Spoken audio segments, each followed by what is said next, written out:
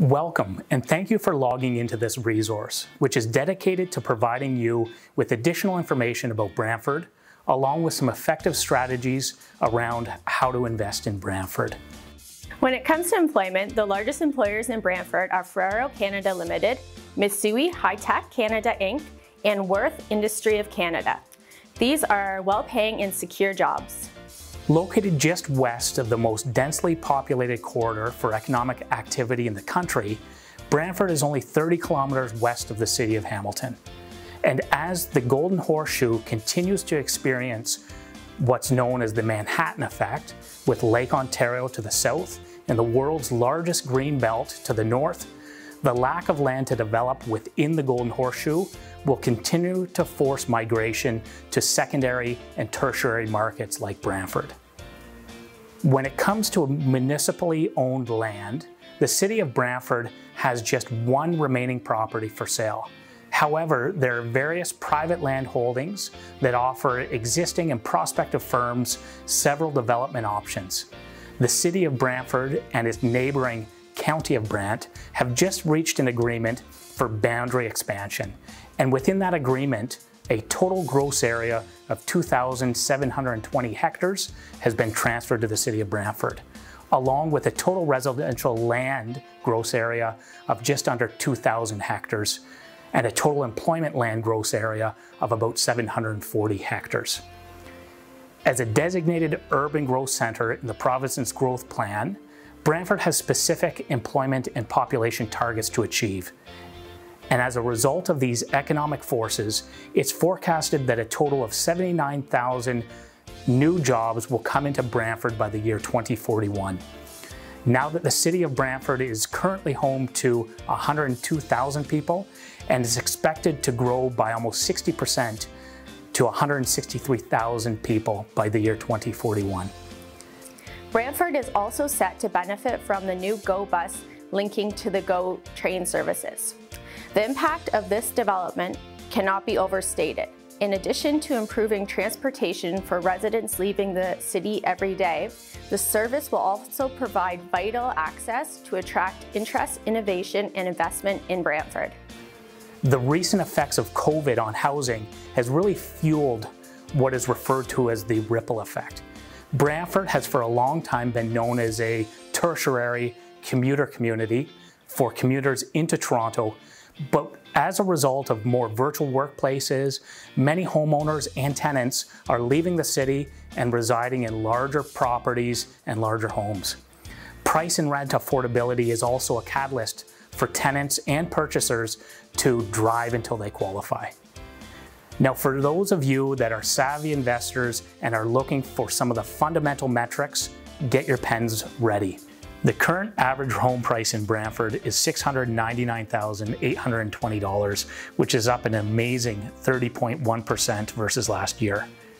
And when it comes to vacancy rates and average rental rates, a one-bedroom is 1.8% and rents for $1,420.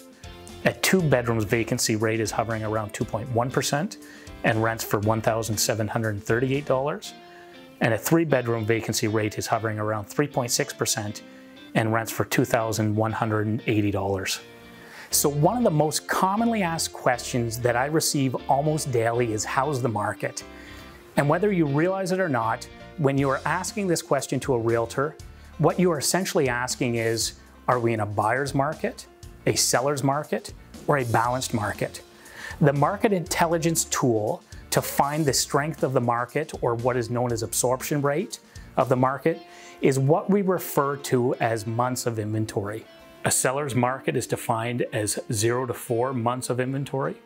A balanced market is defined as 4 to 6 months of inventory. And a buyer's market is greater than 6 months of inventory. Now in Brantford, we're currently sitting at 1.1 months of inventory, which is an extremely strong seller's market.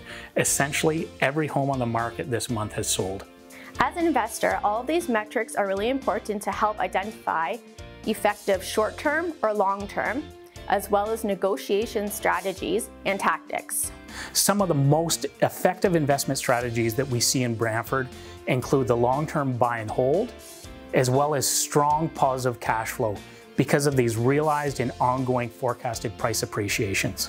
Now I'd like to introduce you to one of our sales partners, Shauna Conley. She's one of our investment specialists and she's very active in the field. She really knows her stuff. Shauna is going to share with you a recent success story as to how one of our clients effectively used the strategies to grow their portfolio and build generational wealth. Hey everybody, it's Shauna here from the Huddle Group. I'm going to walk you guys through a recent client success story that investor clients of ours have just purchased. I'm going to talk about a bit of our strategy and what we were looking for and how we got there, all while navigating the hot Brantford market. So these investor clients in particular, we knew we wanted to target Brantford simply because it was close geographically to where they lived, but also the price points. So it was a smaller barrier to entry for them. We knew that when we saw 8 Park Avenue, it was going to be the perfect fit. So this property in particular has 2 spacious 2-bedroom units. And the best thing about this property is it actually has a very large yard. So the landlords are able to divide up that yard so each unit has its own private outdoor space. And this really helps with the rentability of the space. So after competing in multiple offers, we were able to secure this property for $500,000. Even paying a little bit over asking price, the financial outlook looks really, really promising. So I'm going to walk you through what that looks like. So as I mentioned, the unit mix in this property is 2 2-bedroom units. The property itself was actually going to be vacant on closing, which was great because this allows the landlord to make sure the rents are the most up-to-date market rents you could possibly get. Plus, it allows them to screen their own tenants and make sure that you get somebody really qualified in your home. So they were able to secure rents of $33.50 a month combined, which is way more than we originally forecasted when running our numbers. We always take off our 3% vacancy rate, which leaves us with a gross operating income of $32.50 a month.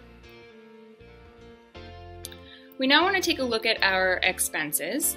So the rents on this property are all-inclusive, meaning that the landlord pays hydro, gas, and water. So after we factor in property taxes and insurance, a 3% repairs and maintenance budget, this case property management expense is 0 simply because the landlords are managing it themselves. This leaves our monthly operating expenses at $826 a month. Now we still have to pay our mortgage after that. So we calculate our mortgage payment by using a traditional 20% down payment at a 2.5% interest rate amortized over 30 years. This gives us a monthly mortgage payment of just over $1,500 a month. So what does this mean for cash flow? So we have our income, we minus our expenses minus our mortgage payment. This leaves us with positive monthly cash flow of $846 a month. Now, if we want to calculate our ROI or return on investment, we first need to look at how much cash we actually invested in the property, okay? Otherwise known as our acquisition costs. So this comprises of our down payment, home inspection, which in this case was 0. We decided to waive that condition simply because we were in competition.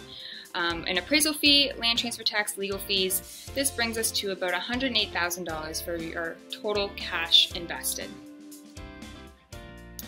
Now, if we want to put this into the 4 ways to win format, using that cash invested, our cash flow component of the 4 ways comprises 9.3% of our total ROI. Our principal recapture represents 8.36%, which as a reminder is how much of your mortgage principal gets paid down every month by the income. We look at our passive appreciation, which is calculated with a very conservative 5% market appreciation. So this component alone represents almost 23% of the total ROI. Here you'll notice that forced appreciation is 0. The property was already turnkeyed. There was no renovations or anything to be done on the property. So this leaves us a total year 1 ROI of just over 40%, which is absolutely phenomenal for a turnkey duplex. So if these financials look attractive to you and you're eager to learn more and how you can secure property of this nature, please, if you haven't done so already, don't forget to register. By doing this, you're going to get access to our weekly no obligation deal of the week subscription, our free investors report, which will go into all of the neighborhoods, what strategies will set you up for success in each, And it'll also send you a link to our personal calendars so you can set up a one-on-one discovery call with us. Looking forward to chatting with you.